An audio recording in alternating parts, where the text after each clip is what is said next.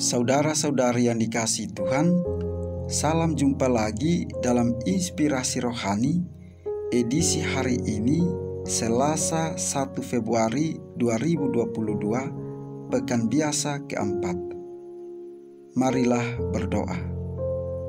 Dalam nama Bapa dan Putra dan Roh Kudus. Amin.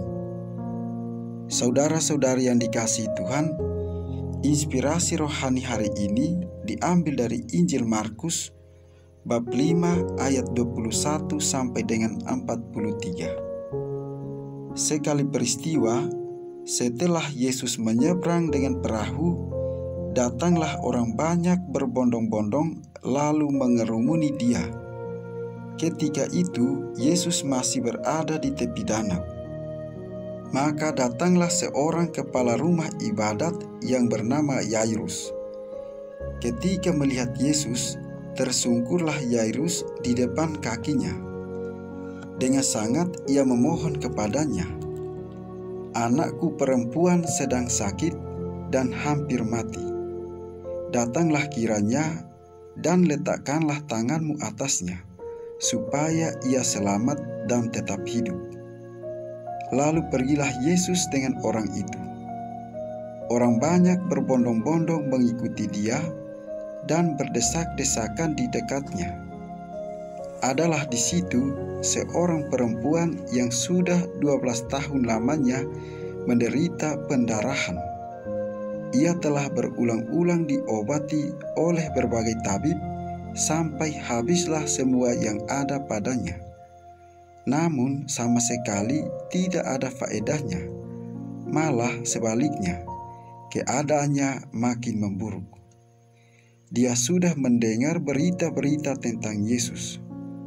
Maka di tengah-tengah orang banyak itu, ia mendekati Yesus dari belakang dan menjamah jubahnya. Sebab katanya, "Asal kujamah saja jubahnya, aku akan sembuh." Sungguh, seketika itu juga berhentilah pendarahannya dan ia merasa badannya sudah sembuh dari penyakitnya itu. Pada ketika itu juga Yesus mengetahui bahwa ada tenaga yang keluar dari dirinya.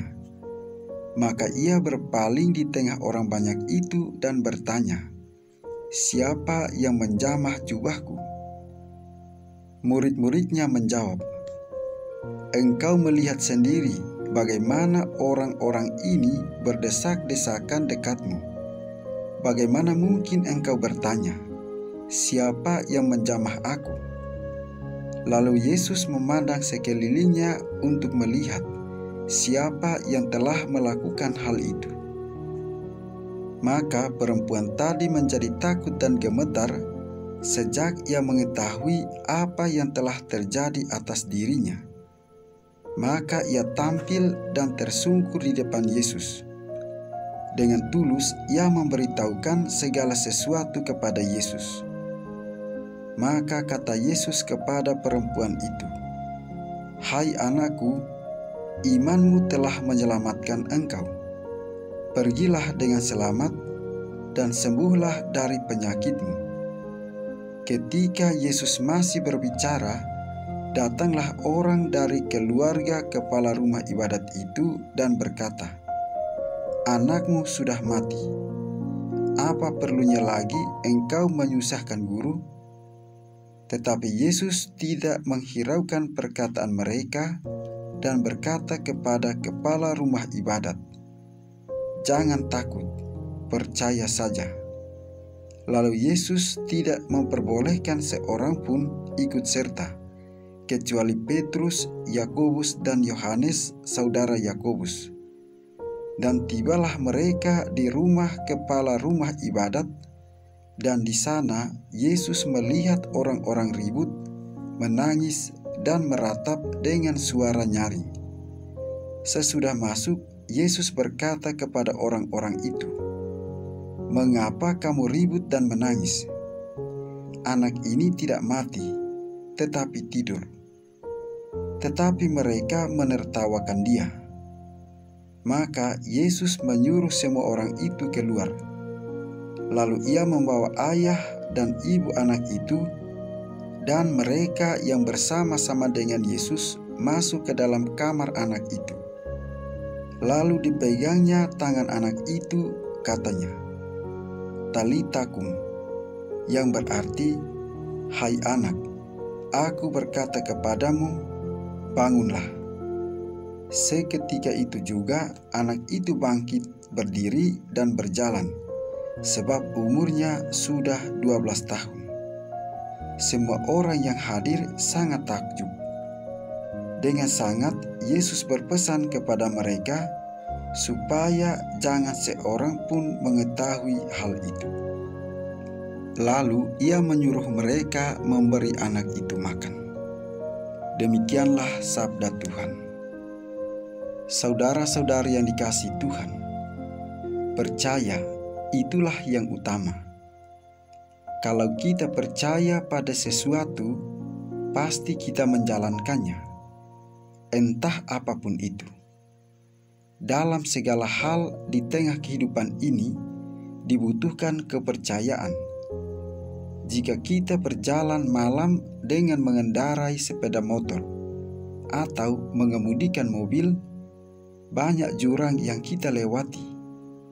Tetapi karena kita percaya bahwa kita pasti selamat, maka kita berani melaluinya. Demikian pula ketika kita jalan malam sendirian, kita percaya bahwa Tuhan akan menyertai kita sehingga kita selamat, barulah kita melakukannya. Jadi kepercayaan itulah yang membebaskan dan menyelamatkan kita. Saudara-saudari yang dikasihi Tuhan, dalam Injil hari ini ada dua peristiwa penyelamatan yang terjadi. Peristiwa pertama yakni penyembuhan wanita sakit pendarahan, dan peristiwa kedua adalah menghidupkan anak Yairus. Kedua keajaiban ini mempunyai maksud yang sama, yakni bahwa dengan iman kita diselamatkan. Padahal mereka telah melakukan segala daya upaya dalam hal-hal yang insani untuk memperoleh penyembuhan, tetapi hasilnya tidak ada. Kehadiran Yesus sungguh-sungguh membawa perubahan dan keselamatan. Saudara-saudari yang dikasihi Tuhan, dalam keadaan yang tak terduga, keselamatan itu datang di tengah-tengah mereka. Mengapa mereka bisa selamat?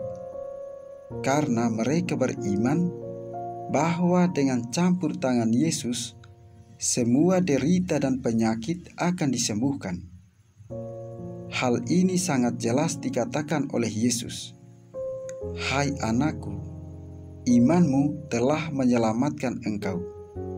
Pergilah dengan selamat dan sembuhlah dari penyakitmu." Marilah berdoa.